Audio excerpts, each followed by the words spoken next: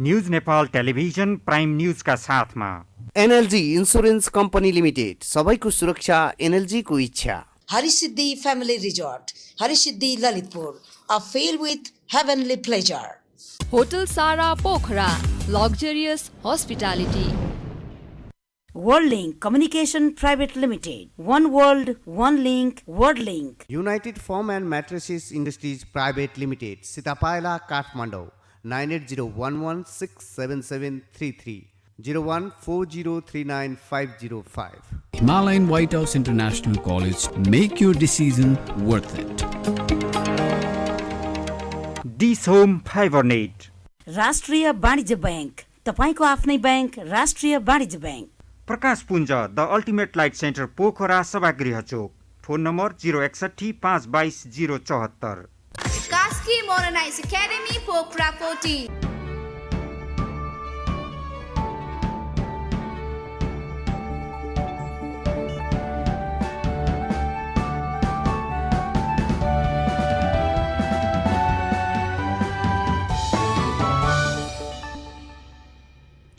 राष्ट्रियताको पहरेदारी, जनाधिकारको पक्षमा खबरदारी। यो हो न्यूज नेपाल टेलिभिजन। नमस्कार, म सन्तोष पोखरेल। सुरुमा हेडलाइन्स न्यूज।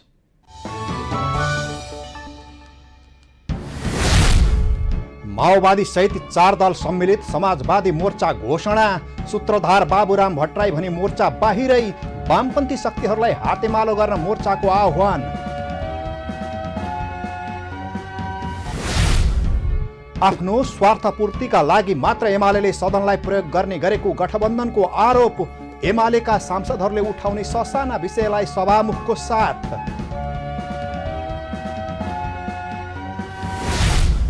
समाजवादी मोर्चा इतिहासकै नयाँ प्रयोग भएको नेकपाका महासचिव विप्लवको भनाई। मोर्चाका प्रतिबद्धता मार्फत नेपाललाई उज्यालो भविष्यतर्फ लैजाने दाबी।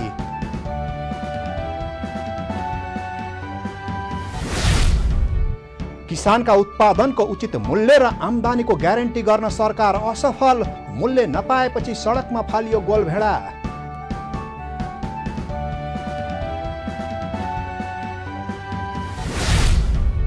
भारतको उत्तर प्रदेश र बिहारमा गर्मीले जनजीवन प्रभावित। पछिल्लो 3 दिनमा 98 जनाको मृत्यु।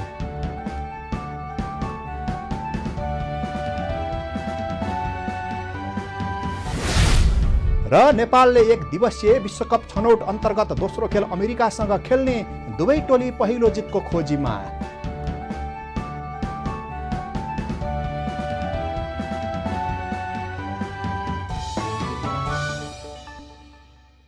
अब न्यूज विस्तारमा। सुरु गरौँ लामो रस्साकस्सीपछि समाजवादी मोर्चा घोषणा भएको प्रसङ्गबाट। संविधान प्रदत्त समाजवाद स्थापना गर्ने लक्ष्यका साथ विभिन्न 4 राजनीतिक दलले समाजवादी मोर्चा नेपालको घोषणा गरेका छन्। सोमबार राष्ट्रिय सभागृहमा एक कार्यक्रमको आयोजना गरी नेकपा माओवादी केन्द्र, नेकपा एकीकृत समाजवादी, जनता समाजवादी पार्टी नेपाल र नेत्रविक्रम चन्द नेतृत्वको नेपाल कम्युनिस्ट पार्टीका शीर्ष नेताले अवधारणा पत्रमा हस्ताक्षर गर्दै मोर्चा घोषणा गरिएको हो। अवधारणा पत्रमा प्रधानमन्त्री एवं नेकपा माओवादी केन्द्रका अध्यक्ष पुष्पकमल दाहाल प्रचण्ड, नेकपा एकीकृत समाजवादीका अध्यक्ष माधव कुमार नेपाल, जनता समाजवादी पार्टी नेपालका अध्यक्ष उपेन्द्र यादव र नेकपाका महासचिव नेत्रविक्रम चन्दले हस्ताक्षर गर्नुभएको छ। समाजवादी मोर्चा घोषणा सभामा बोल्दै प्रधानमन्त्री दाहालले देशलाई फेरि निरङ्कुशतातिर फर्काउन चाहने विरुद्ध मोर्चाले नयाँ ढङ्गबाट क्रान्ति गर्ने बताउनुभयो। यातना, त्याग र बलिदानका कीर्तिमान कायम गरेर स्थापित भएको जनताको अधिकार खोसेर फेरि देशलाई प्रतिगमनको, फेरि देशलाई हिजोकै सामन्ती निरङ्कुशतातिर फर्काउन चाहनेहरूका विरुद्ध एउटा नयाँ अभियान र युद्ध पक्कै पनि हो। तिनीहरूलाई चुनौती पक्कै पनि हो। त्यस्तै नेकपा एकीकृत समाजवादीका अध्यक्ष माधव कुमार नेपालले कसैसँग मुकाबिला गर्नका लागि समाजवादी मोर्चा निर्माण नगरिएको स्पष्ट पार्नुभयो। उहाँले प्रतिगमनका विरुद्धमा भने मोर्चाले डटेर सामना गर्ने बताउनुभयो। यो मोर्चा स्वार्थको मोर्चा होइन, यो मोर्चा सिद्धान्तहीन मोर्चा होइन, यो मोर्चा विचारहीन मोर्चा होइन। यसको प्रष्ट उद्देश्य छ। त्यो उद्देश्य के हो भने प्रतिगमनका विरुद्धमा र यथास्थितिका विरुद्धमा परिवर्तनका लागि एकताबद्ध हुने सम्पूर्ण देशभक्तहरू र समाजवादी शक्तिहरूलाई हामी एकताबद्ध बनाएर लान चाहन्छौँ। त्यस्तै नेपाल कम्युनिस्ट पार्टीका महासचिव नेत्र विक्रम चन्दले समाजवादी मोर्चा निर्माण नेपाली राजनीतिका लागि नयाँ मोड भएको बताउनु भएको छ। उहाँले सरकारमा भएका र सङ्घर्षमा रहेको पार्टीको बीचमा मोर्चा बन्नु नेपालको इतिहासकै नयाँ प्रयोग भएको समेत उल्लेख गर्नुभयो। नेपाललाई आजको परिस्थितिबाट मुक्त गर्नुपर्छ। कुनै पनि मूल्यमा आजको सङ्कटबाट प्रतिगामी र पश्चगामीहरूलाई मौकाको फाइदा उठाउन दिनु हुँदैन। कुनै पनि स्थितिमा हाम्रो देशमाथि आँखा लगाउने साम्राज्यवादी दृष्टिलाई कुनै पनि स्थितिमा स्वीकार गर्न सकिँदैन। नेपालको स्वाधीनता र नेपाली जनताको अधिकारको लागि एउटा नयाँ सङ्घर्ष लडाईँ अगाडि बढाउनुपर्छ भन्ने सोचका साथ इतिहासमा हामीले एउटा नयाँ अभ्यास अगाडि ल्याएका छौँ, समाजवादी मोर्चा नेपाल। कार्यक्रममा जनता समाजवादी पार्टी नेपालका अध्यक्ष उपेन्द्र यादवले एमालेका अध्यक्ष केपी ओलीलाई समाजवादी मोर्चादेखि नतर्सिन आग्रह नै गर्नुभयो। अध्यक्ष यादवले प्रतिगमनका पक्षधर र सङ्घीय लोकतान्त्रिक गणतन्त्र विरुद्ध उभिनेहरूका विरुद्धमा भने मोर्चाले सङ्घर्ष गर्ने चेतावनी समेत दिनुभयो। देशको जनताको हितका लागि मुलुकको अग्रगमन परिवर्तनका लागि सहकार्य परस्पर सहयोगका आधारमा अगाडि बढ्छौँ।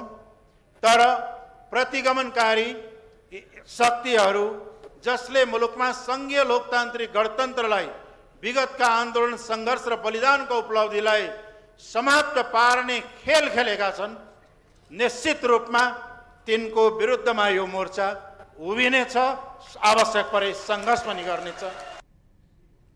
समाजवादी मोर्चाको ऐतिहासिक सहमति पत्र 4 पार्टीका नेताहरू जनार्दन शर्मा, प्रमेश हमाल, खड्गबहादुर विश्वकर्मा प्रकाण्ड र राजेन्द्र श्रेष्ठले तयार पार्नु भएको थियो। पार्टी विभाजन भई अलग अलग भएका 4 दलले गुमेको शक्ति बटुल्न समाजवादी मोर्चा घोषणा गरेका छन्।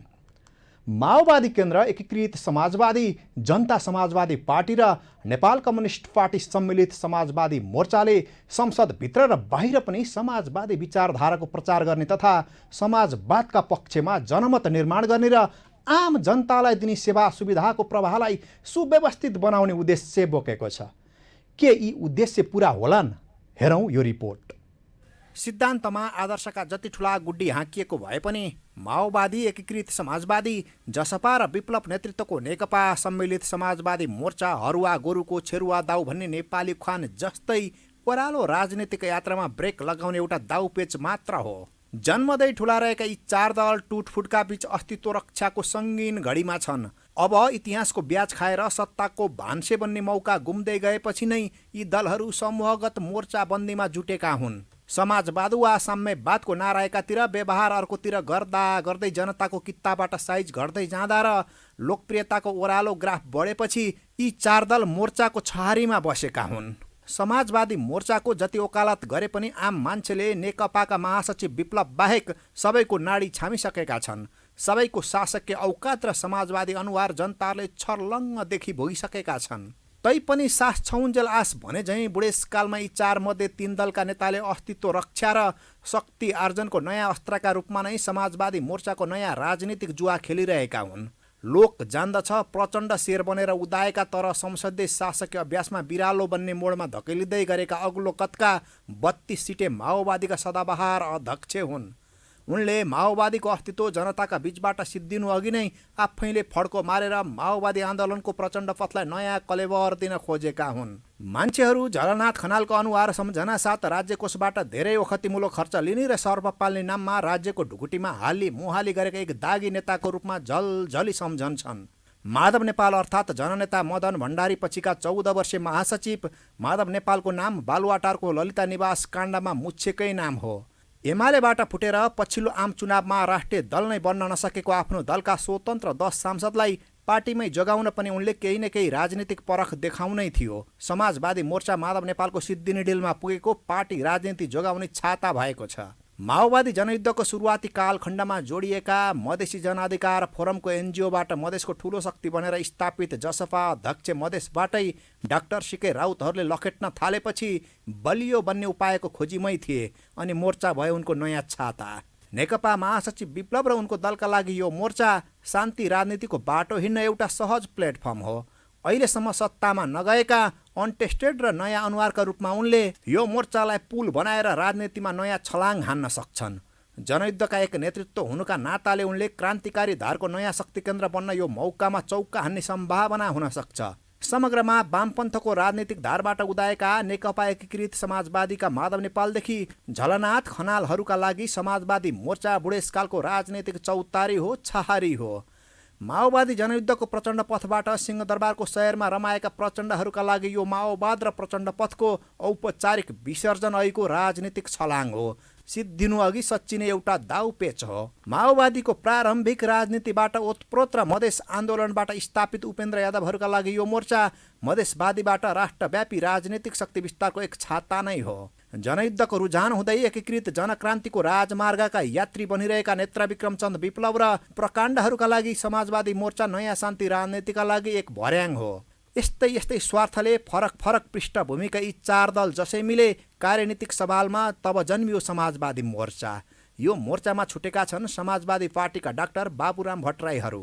निम्तो पाएनन् वा पत्याएनन् यो मोर्चालाई डाक्टर सीके राउतहरूले। यो मोर्चामा आएनन् नागरिक उन्मुक्ति पार्टीका रेशम चौधरीहरू। वाम रुझानका बीच पनि किनाराको रमितेमा सीमित छ ठुलो वाम दल नेकपा एमाले।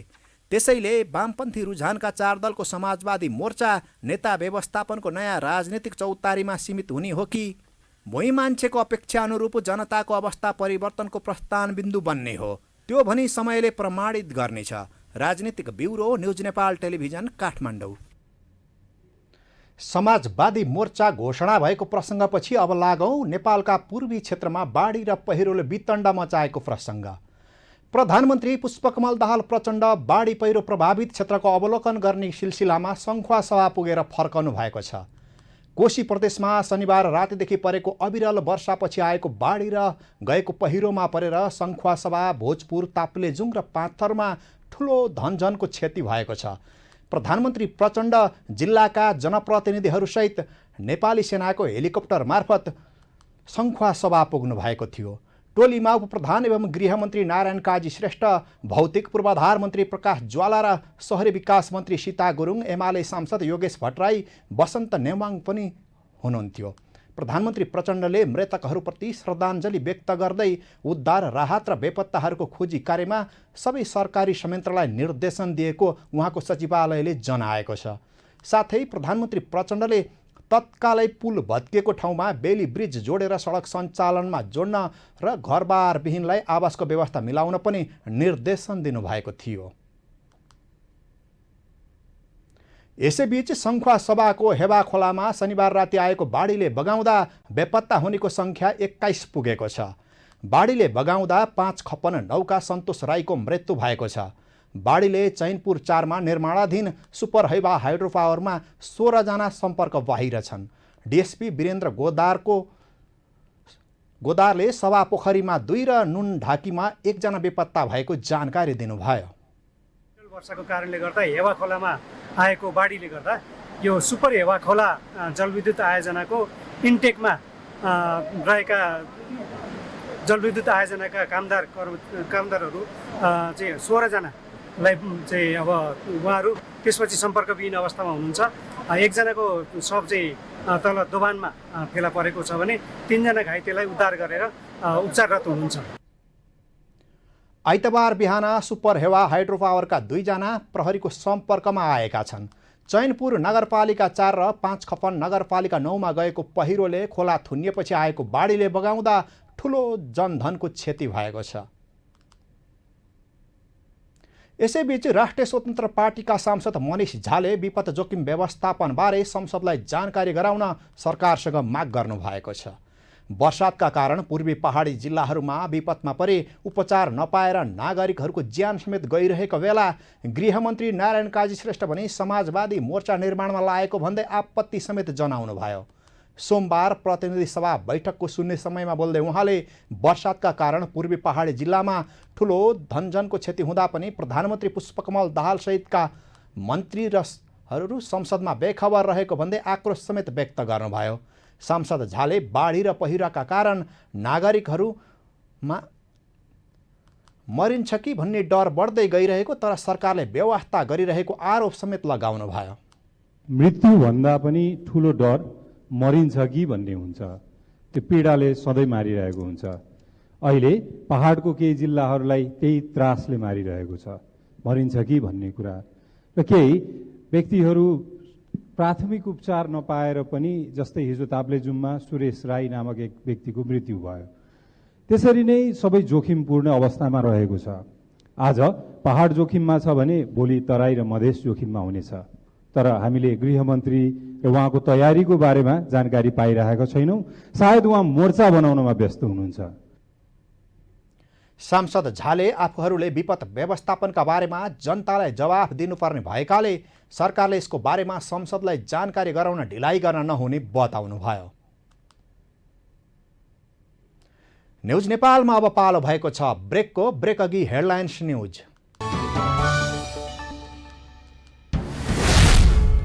माओवादी सहित 4 दल सम्मिलित समाजवादी मोर्चा घोषणा। सूत्रधार बाबुराम भट्टराई भने मोर्चा बाहिरै वामपन्थी शक्तिहरूलाई हातेमालो गर्न मोर्चाको आह्वान।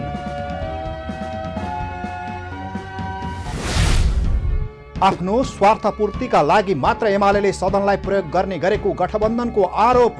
एमालेका सांसदहरूले उठाउने ससाना विषयलाई सभामुखको साथ।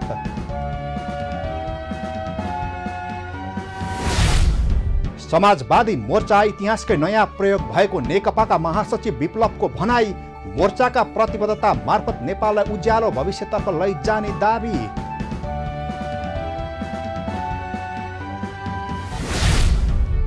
किसानका उत्पादनको उचित मूल्य र आम्दानीको ग्यारेन्टी गर्न सरकार असफल। मूल्य नपाएपछि सडकमा फालियो गोलभेडा।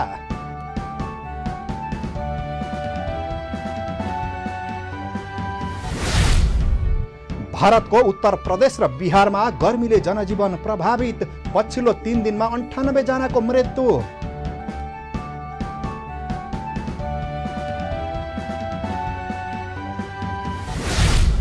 र नेपालले 1 दिवसीय विश्वकप छनौट अन्तर्गत दोस्रो खेल अमेरिकासँग खेल्ने। दुवै टोली पहिलो जितको खोजीमा।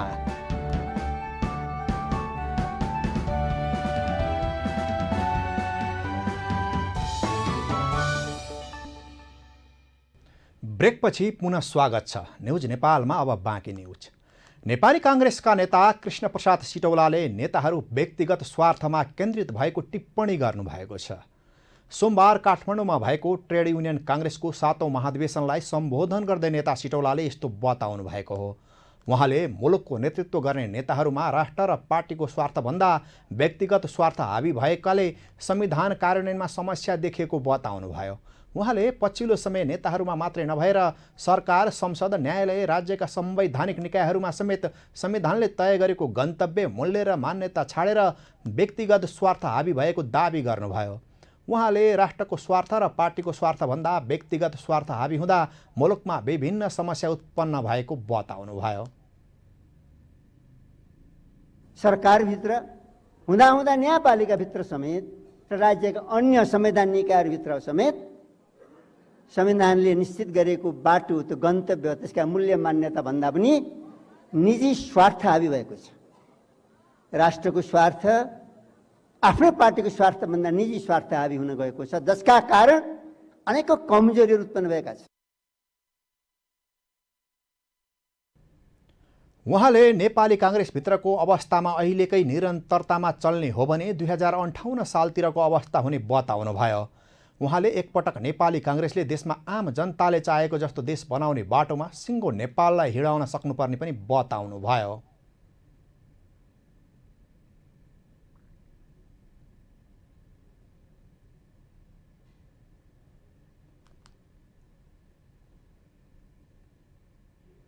भनिन्छ सदन विपक्षीका लागि हो, हुन पनि सरकारलाई खबरदारी गर्ने काम विपक्षीले नै गर्ने हो।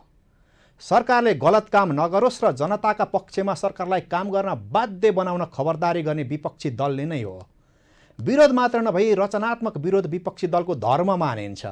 तर हाम्रोमा भने विपक्षी दलले आफ्नो स्वार्थपूर्तिका लागि मात्र सदनलाई प्रयोग गर्ने गरेको देखिएको छ। आखिर किन? हेरौँ यो रिपोर्ट।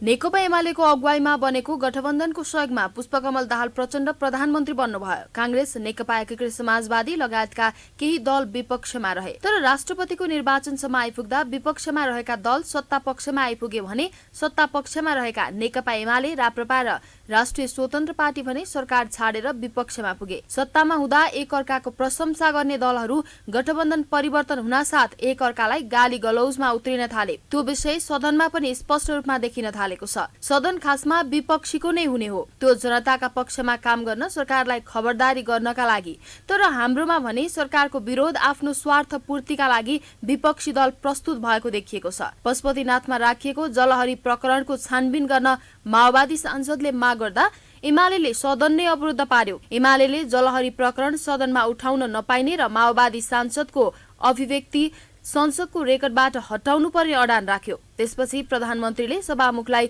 जलहरी प्रकरणको अभिव्यक्ति संसदको रेकर्डबाट हटाउन आग्रह गर्नुभयो र सभामुखले संसदको रेकर्डबाट हटाउन सचिवालयलाई निर्देशन दिनुभयो। खासमा माओवादी सांसद लेखनाथ दाहालले महालेखा परीक्षकको प्रतिवेदनमा भएको कुरा उठाउनु भएको थियो। 11 किलो सुन गायब गरिएको कुरा महालेखाको प्रतिवेदनमा उल्लेख छ। तर सदनमा यसलाई छलफल गर्न नहुने भन्दै सदन अवरुद्ध गरेर र रेकर्डबाट हटाउन लगाएर यसमा एमाले आफ्नो स्वार्थ पूर्ति गरेको छ। जलहरी प्रकरण मात्र नभई माओवादी सांसद दाहालले यति ओम्नी घोटालाको फाइल पनि खोल्न माग गर्नु भएको थियो। तर यी विषय पनि संसदको रेकर्डबाट हटाइएको छ।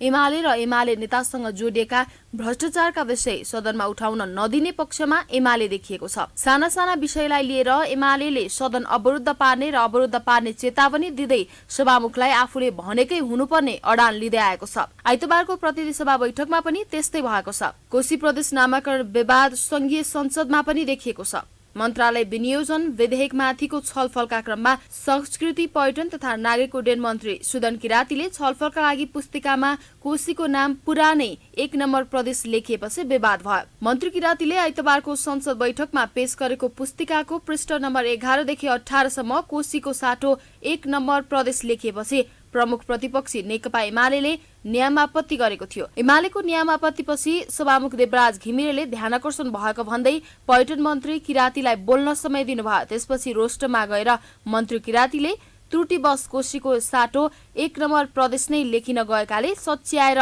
ल्याउने जवाफ दिनुभयो। सम्माननीय सभामुख महोदय,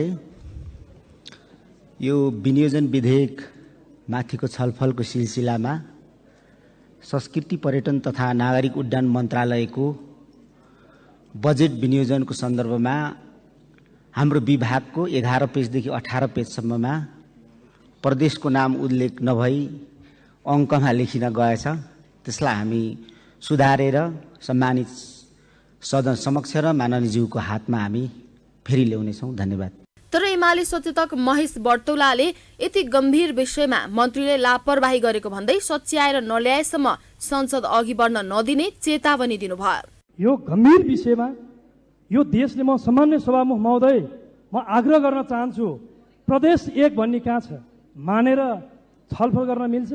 हामीले यो कुश राखेर यसो भनेर चाहिँ छलफल गरेको जस्तो विषय हो। प्रदेश सभाले पास गरेको 2/3बाट पास गरेको नामाकरणलाई संघीय संसदले अस्वीकार गर्ने, ती नामहरूलाई यसो हो भन्ने नाम सम्झेर छलफल चलाउन सभामुख महोदय यहाँको आसनबाट पनि यो कुरा भन्न शोभा दिँदैन। सभामुख महोदय, म ध्यानकर्षण गराउन चाहन्छु, यो विषय गम्भीरताका साथ पुनः प्रकाशित भएर संविधान बमोजिम प्रदेशहरूले 2/3बाट पास गरेर पठाइएको नामाकरण उल्लेख गरेर त्यसमा मात्रै हामी छलफल गर्ने कुरा म अवगत गराउन चाहन्छु। धन्यवाद। एमालेको लगातार आपत्तिपछि सभामुख घिमिरेले उक्त कुरा सच्याएपछि मात्रै पर्यटन मन्त्रालयमाथिको छलफल अघि बढ्ने भन्दै कार्यसूचीबाट हटाउन बाध्य हुनुभयो। मन्त्रीले गल्ती स्वीकार गरी सच्याउने प्रतिबद्धता जनाएपछि सकिएकै थियो नि। तर एमाले कोशी प्रदेशमा पहिचानवादीले लखेटेको रिस पोख्न यस विषयलाई ठूलो बनायो। कहिले आफ्नो पार्टी सरकारमा भएका बेला भएको भ्रष्टाचारको विषय उठान गर्न नदिने त कहिले यस्ता अङ्क र अक्षरमा अल्झिएर सदन अवरुद्ध गर्ने धम्की दिने विपक्षीलाई चाहिँ जनताले के भन्दा हुन्? Bureau report, news Nepal television, Kathmandu. Nepal मजदुर किसान पार्टीका सांसद प्रेम सुवालले सरकारले सरकारी सञ्चार माध्यमहरूलाई सत्तारूढ दलहरूको मुखपत्र बनाएको आरोप लगाउनु भएको छ। सोमबार प्रतिनिधि सभा बैठकमा सञ्चार तथा सूचना प्रविधि मन्त्रालय, परराष्ट्र मन्त्रालय र ऊर्जा जलस्रोत तथा सिंचाई मन्त्रालयको विनियोजन शीर्षक माथिको छलफलमा भाग लिँदै उहाँले सञ्चार मन्त्री रेखा शर्माले सरकारी स्वामित्वमा रहेका सञ्चार माध्यमहरू गोरखापत्र, रेडियो नेपाल र नेपाल टेलिभिजनलाई सरकार र मन्त्रीहरूको मात्रै सञ्चार प्रचार गर्न निर्देशन दिएको भन्दै आक्रोश समेत व्यक्त गर्नुभयो। सांसद सुवालले खुमलटार स्थित रेडियो नेपालको 50औं रोपनी जग्गा बिक्री गरेर करोडौं कमिसन खाने काम भएको जिकिर गर्दै त्यस्ता गतिविधिहरूमा संलग्न हुनेहरूलाई कडा कारबाही गर्न पनि सरकारसँग माग गर्नुभयो। कतिवटा दल 15वटा 13वटा दल छ संसदमा, अरूको केही सुन्दै नपाउने। सञ्चार मन्त्रीज्यूले सबै चिज सरकारको मात्र प्रचार गर्नु भनेर निर्देशन दिन मिल्छ? जनताको संस्था हो नि। त्यसपछि अर्को रेडियो नेपालको खुमलटार स्थित 50औं रोपनी जग्गा बिक्री गरेर करोडौं कमिसन खाने को हो? कारबाही हुनु पर्यो। सांसद सुवालले विज्ञापनहरूको प्रकाशन तथा प्रसारण अनिवार्य रूपमा नेपाली भाषामा हुनुपर्ने व्यवस्था गर्न पनि सरकारलाई सचेत गराउनु भयो।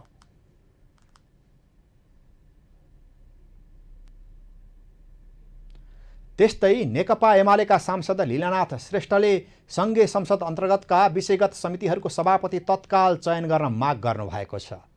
सोमबार प्रतिनिधि सभा बैठकमा शून्य समयमा बोल्दै उहाँले सङ्घीयताका लागि अति आवश्यक ऐन नियम कानुन बनाउन पनि ती समितिहरूको सभापति चयन कार्य ढिलाइ गर्न नहुने बताउनुभयो।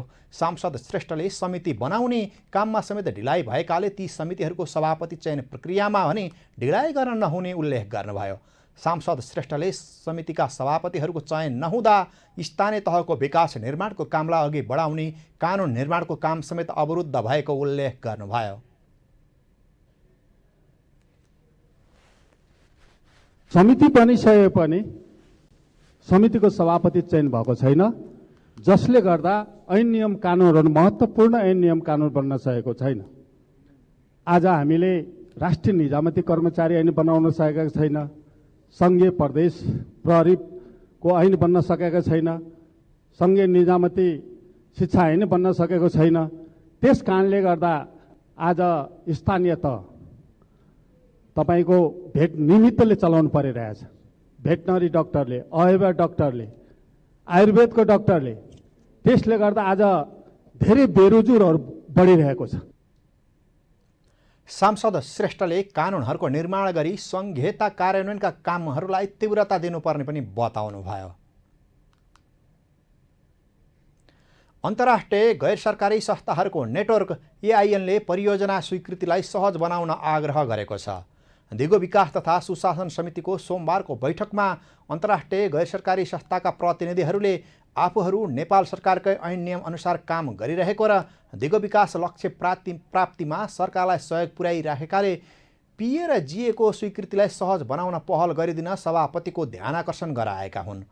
अन्तर्राष्ट्रिय गैर सरकारी संस्थाहरूको नेटवर्क एआइएनका सचिव रेशमा श्रेष्ठले सबै संस्थाहरू समाज कल्याण परिषदमा आबद्ध भएको र सोही संस्थाले परियोजनाहरूको नियमन र अनुगमन पनि गरिरहेकाले विभिन्न मन्त्रालय धाउनुपर्ने स्थितिको अन्त्य गराउन पहल गर्न आग्रह नै गर्नुभयो। हाम्रो चुनौती भनेको चाहिँ अब सबै एनजिओ एसडब्ल्युसीसँग आबद्ध छ र कहिलेकाहीँ त्यो जिए पिए प्रोसेस लम्बिँदाखेरि बेनिफिसियरीहरूलाई अलिकति गाह्रो हुन्छ। 1-2 वर्ष त साइनिङ गर्नलाई नै कुर्नुपर्छ होइन, अनि एसडिजी इम्प्लिमेन्टेसनमा त्यसले पनि गाह्रो होला। सो छिटो छरितो वान विन्डो पोलिसी त्यसमा चाहिँ ध्यान दिउँ र हजुरहरूले एसडब्ल्युसीलाई पनि अलिकति हुन्छ नि 10वटा मन्त्रालय घुम्नु नपर्ने एउटै ठाउँबाट फाइल पास हुने टाइपको भयो भने हामीलाई सजिलो हुन्थ्यो। नेपालका लागि डिजिजेडआई फाउन्डेसनका निर्देशक राकेश कर्णले अन्तर्राष्ट्रिय गैर सरकारी संस्थाहरूले सरकारसँग कहाँ र कुन क्षेत्रमा सहकार्य गर्ने भन्ने सम्बन्धमा स्पष्ट नहुँदा समस्या भएको गुनासो गर्नुभयो। उहाँले केन्द्रीय सरकारले गरेको स्रोत बाँडफाँड पनि न्यायोचित नभएकाले आवश्यकता र जिम्मेवारीको दायित्वको आधारमा स्रोत बाँडफाँड गर्नुपर्नेमा जोड दिनुभयो। एउटा इभिडेन्सबाट इन्फर्म हुनु पर्यो, पोलिसी प्रोग्राम र बजेट एलोकेसन र अलाइनमेन्ट। दोस्रो, स्रोत त्यहाँ बाँडौँ जहाँ भाडी छ, स्रोत यहाँ राख्ने पर्खालभित्र भारी उता दिने त्यो मिल्दैन।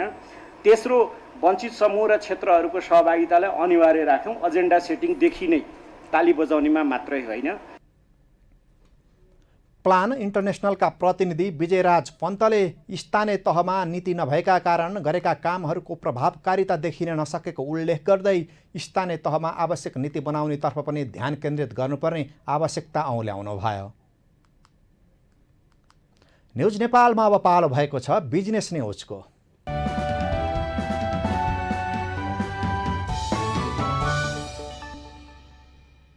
जनमत पार्टीका अध्यक्ष डाक्टर चन्द्रकान्त राउतले सांसदहरूको मागअनुसार बजेट संशोधन नभए बजेट पास हुन नदिने चेतावनी दिनुभएको छ।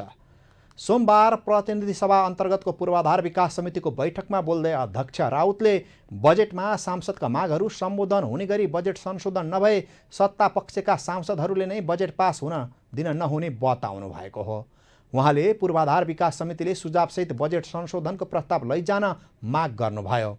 राउतले सुझावसहित बजेट संशोधनको प्रस्ताव कार्यान्वयन नभए पनि सरकारले ल्याएको बजेट संशोधनको आवश्यकता रहेको बताउनुभयो। उहाँले एकजना मन्त्रीले मात्रै बजेट बनाउने भए 275 सांसदहरू आवश्यकता नभएको भन्दै निर्वाचित भएर आएका सांसदहरूको कुरा सरकारले सुन्नुपर्ने जिकिर गर्नुभयो। जनसङ्ख्याको आधारमा हो कि मानव विकास सूचकाङ्कको आधारमा हो कि एकदम फ्ल्याट रेटमा हो कि सबैलाई समान विनियोजन गरिदिनु, त्यो सिद्धान्त विनियोजनको सिद्धान्त राखेर स्पष्ट पारिनुपर्छ। प्राथमिकता के हो त्यो स्पष्ट पार्नुपर्छ। त्यो अनुसार चाहिँ संशोधन गरेर चाहिँ ल्याउनुपर्छ जस्तो लाग्छ।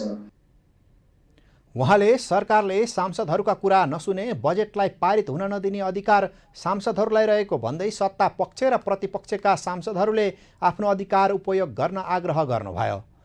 राउतले मध्य प्रदेशभन्दा सुदूरपश्चिममा 6 गुणा बढी बजेट गएको विनियोजन भएको भन्दै जनसङ्ख्या वा मानव विकास सूचाङ्कको आधारमा बजेट निर्धारण गर्ने गरी संशोधन हुनुपर्ने पनि उल्लेख गर्नुभयो।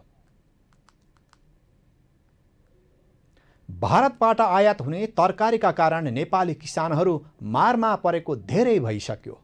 अत्याधिक विषादी मिसिएका तरकारी भान्सामा बिना चेक जाँच आउँदा पनि सरकारले त्यसलाई रोक्न पहल गरेको छैन। व्यावसायिक खेती गरिरहेका किसानको तरकारी निकै सस्तो मूल्यमा बेच्नु परेको छ। यस्तो अवस्थामा काठमाडौँ उपत्यकाका किसानले व्यवसाय धान्न पनि गाह्रो भएपछि गोलभेडा सडकमै फ्याँकेका छन्। हेरौँ यो रिपोर्ट। रामकोट, नागार्जुन, थानकोट, भक्तपुर लगायत क्षेत्रमा फलेका गोलभेडा आइतबार काठमाडौँ कालीमाटी तरकारी बजारमा फ्याँकिए। व्यवसायीहरूले बजार मूल्य नपाएको भन्दै कालीमाटी तरकारी बजारमा गोलभेडा सडकमा फ्याँकेर विरोध जनाए। किसानहरूले करिब 30,000 किलो गोलभेडा कालीमाटी बजारको गेट, भित्री सडक र बजारमा फ्याँकेर विरोध गरे। वर्षेनी जस्तै नेपालमा यस्ता घटना घट्ने गरेका छन्, तर सरकार तथा सम्बन्धित निकाय नेपाली व्यवसायीलाई प्रोत्साहन गर्नुको सट्टा विदेशबाट आयातित गोलभेडालाई प्राथमिकता दिइरहेको छ। आइतबार गोलभेडा व्यवसायीहरूले बजारमा खपत नभएको तथा बजार मूल्य नपाएको भन्दै सडकमा गोलभेडा फ्याँकेका हुन्। नेपालमा उत्पादित गोलभेडाको खपत कम भएको र मूल्य पनि नपाइएको भन्दै किसानहरूले टमाटर फ्याँकेका छन्। गोलभेडा उत्पादक कृषकले नेपाली किसानहरूले उत्पादन गरेको गोलभेडाले बजार मूल्य र प्राथमिकता नपरेकाले सडकमा फ्याँक्न बाध्य भएको बताएका छन्। सरकारले किसानले उत्पादन गरेको तरकारीजन्य वस्तुहरूको मूल्य तोकेर सहुलियतमा उपभोक्ताले पाउनुपर्ने किसानहरूको माग छ। तर अहिले नेपाली किसानहरूले उत्पादन गरेको वस्तुले बजार मूल्य र प्राथमिकता नपाउने तर विदेशीबाट आयात भएर आएको वस्तुले बजार लिने गरेको छ। कालीमाटी बजारमा व्यवसायीहरूले किसानसँग 8 रुपियाँ किलो किन्ने र बजारमा उपभोक्तालाई 40 रुपियाँमा बेच्ने गरेका छन्। सरकारले किसानले पाउने मूल्य र उपभोक्ताले खरिद गर्ने मूल्य तोक्न नसक्नुले यस्तो विकृति सृजना भएका हुन्। सरकारले भनौँ या केले भनौँ अहिले त्यसले लाद हानेको कारणले या सुनवाई नगरेको कारणले र हाम्रो यो चिजले मार्केटिङ प्राथमिकता र बजारीकरण र चाहिँ तपाईँको किसानको रेट नपाएको कारणले आज यसरी फाल्नुपर्ने बाध्यता भयो। कालीमाटी बजारमा गोलभेडाको उचित मूल्य नपाउँदा किसानहरूले सडकमा नै त्यसलाई फ्याल्नुपर्ने अवस्था आएको दृष्टान्त पेश गर्दै प्रमुख प्रतिपक्षी दल नेकपा एमाले ती सबै कृषि अनाजहरूको उचित मूल्यको व्यवस्था गर्न सरकारसँग माग गरेको छ। हाम्रो देश नेपाल कृषि प्रधान देश हो। हामी बैठकमा सहभागी भइरहेको बेलामा यति नै खेर सयौं किसानहरू काठमाडौँको कालीमाटीमा उपस्थित भएर उहाँहरूले आफूले उत्पादन गरेका हजारौं केजी टमाटर गोलबेडा लगाए कृषि उत्पादनहरू कालीमाटीको चोकमा सडकमा फ्याँकेर उहाँहरू आन्दोलन गरिरहनु भएको छ। उहाँहरूले निकै धेरै मात्रामा नेपाली किसानहरूले तरकारीहरू उत्पादन गरिरहनु भएको छ, गोलबेडा उत्पादन गरिरहनु भएको छ, तर आफूले उत्पादन गरेको तरकारी आफूले उत्पादन गरेको मूल्य उहाँहरूले पाइरहन सक्नु भएको छैन। नेपाल कृषि राष्ट्र भनेर भनिरहँदा किसानहरूको उत्पादनले मूल्य नपाउने र उपभोक्ताले पनि बढी मूल्यमा सामान किन्नुपर्ने बाध्यताको अन्त्य हुन सकेको छैन। उत्पादित खाद्यान्नलाई उचित मूल्य तोकेर सरकारले सो समस्याको दिगो समाधान गर्नुपर्ने हो। किसानहरूलाई आफ्ना अनाजहरूको क्षतिपूर्ति हुने गरी आवश्यक अनुदानको व्यवस्था गर्न पनि सरकार उदासीन देखिएको छ। Bureau report, news Nepal television, Kathmandu. News नेपालमा अब पालो भएको छ इन्टरनेसनल न्युजको।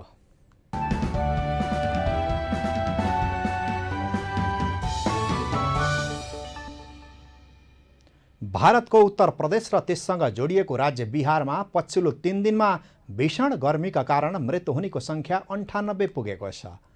गर्मीका कारण उत्तर प्रदेशमा 54 जनाको मृत्यु भएको छ भने बिहारमा 44 जनाको मृत्यु भएको छ।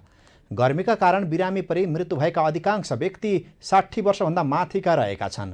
भारतीय मौसम विज्ञान विभागको तथ्याङ्क अनुसार शुक्रबार र शनिबार देशका केही भागमा अधिकतम तापक्रम 42.2 डिग्री सेल्सियस पुगेको थियो। यो सामान्यभन्दा 4.7 डिग्री सेल्सियस बढी हो। यसबाहेक बलियाको एक जिल्ला अस्पतालमा पछिल्लो 3 दिनमा कम्तीमा 400 जनालाई भर्ना गरिएको छ। न्युज नेपालमा अब पालो भएको छ स्पोर्ट्स न्युजको।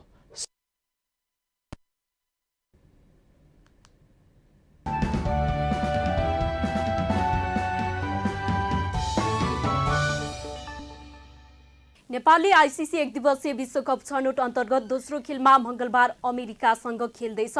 खेल नेपाली समय अनुसार दिउँसो 12:45 जिम्बाब्वेको ताकासिङ्गा स्पोर्ट्स क्लबमा सुरु हुनेछ। नेपाल पहिलो खेलमा जिम्बाब्वेसँग 8 विकेटले पराजित भएको थियो। अमेरिका वेस्ट इन्डिजसँग 39 रनले पराजित भएको थियो। दुवै टोली पहिलो जितको सोचमा हुनेछन्। नेपाल र अमेरिका बीच हालसम्म 6 ओडिआई खेल भएका छन्, जसमा नेपाल 3 खेलमा जित, 2 खेलमा हार र 1 खेलमा टाई भएको छ। नेपाल र अमेरिका बीच सबै 6 खेल आइसिसी विश्वकप लिग 2 मा भएका थिए। नेपालले समान 2 खेल टियु, ओमान र अमेरिकामा खेलेको थियो। अमेरिकी महिला फुटबल टिमकी कप्तान बेकी साउथबर्नले अर्को महिना अस्ट्रेलिया र न्युजिल्यान्डमा हुने विश्वकप गुमाउने भएकी छन्। पोर्टल्यान्ड थ्रोन्सबाट व्यावसायिक फुटबल खेल्ने क्रममा खुट्टामा चोट लागेकी बेकी पुरै ठिक नभइसकेकाले विश्वकप गुमाउने भएको हो। 2 पटक अमेरिकी टिमबाट विश्व विजेता बनेकी 38 वर्षीय बेकीले राष्ट्रिय टिमबाट 200 भन्दा धेरै खेल खेलिसकेकी छन्। लामो समयदेखि अमेरिकी रक्षा पंक्तिको महत्त्वपूर्ण सदस्य रहँदै आएकी साउथबर्नले 216 पटक अमेरिकाको प्रतिनिधित्व गर्दा 2 पटक विश्वकप र ओलम्पिकमा स्वर्ण तथा कांस्य पदक जितेकी थिइन्। रियल म्याड्रिडले स्पेनिस भेटरान फरवार्ड जोसेलुलाई क्लबमा अनुबन्ध गरेका छन्। स्पेनिस क्लब रियलले जोसेलुलाई क्याटलान क्लब इन्स्पान्योलबाट लोनमा 1 सिजनको लागि क्लबमा अनुबन्ध गरेको हो। टोलीका महत्त्वपूर्ण फरवार्ड तथा कप्तान करिम बेन्जोमाले रियल छाड्दै साउदी अरेबियाको अल इतिहादमा पुगेपछि क्लब नयाँ फरवार्डको खोजीमा रहेकाले रियलले जोसेलुलाई अनुबन्ध गरेको हो। 33 वर्षीय जोसेलु सन् 2012 पछि रियलमा फर्किएका हुन्। सेल्टा डी भिगाका उत्पादन जोसेलु 2009 देखि 2012 सम्म रियलको बी टोलीमा रहेका थिए। पछि सिनियर टोलीमा समेत परेका उनले रियलको सिनियर टोलीबाट 1 खेलमा मात्रै मौका पाएका थिए।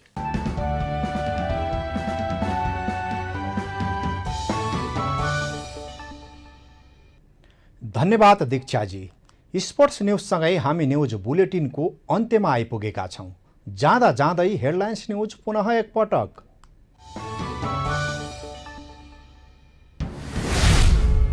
माओवादी सहित 4 दल सम्मिलित समाजवादी मोर्चा घोषणा। सूत्रधार बाबुराम भट्टराई भने मोर्चा बाहिरै वामपन्थी शक्तिहरूलाई हातेमालो गर्न मोर्चाको आह्वान। आफ्नो स्वार्थपूर्तिका लागि मात्र एमाले सदनलाई प्रयोग गर्ने गरेको गठबन्धनको आरोप। एमालेका सांसदहरूले उठाउने ससाना विषयलाई सभामुखको साथ।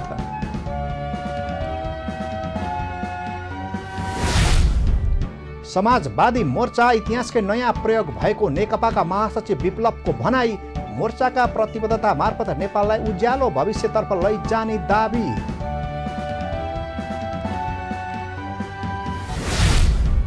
किसानका उत्पादनको उचित मूल्य र आम्दानीको ग्यारेन्टी गर्न सरकार असफल। मूल्य नपाएपछि सडकमा फालियो गोलभेडा।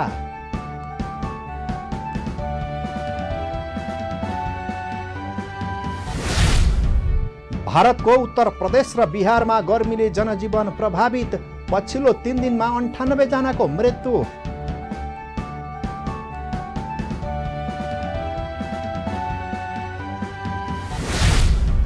र नेपालले 1 दिवसीय विश्वकप छनौट अन्तर्गत दोस्रो खेल अमेरिकासँग खेल्ने। दुवै टोली पहिलो जितको खोजीमा।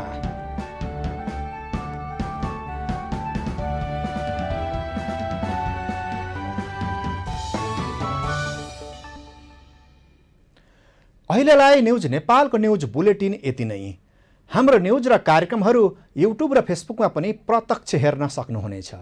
राष्ट्रियताको पहरेदारी, जनाधिकारको पक्षमा खबरदारी। हेर्दै रहनुहोला न्युज नेपाल टेलिभिजन। नमस्कार।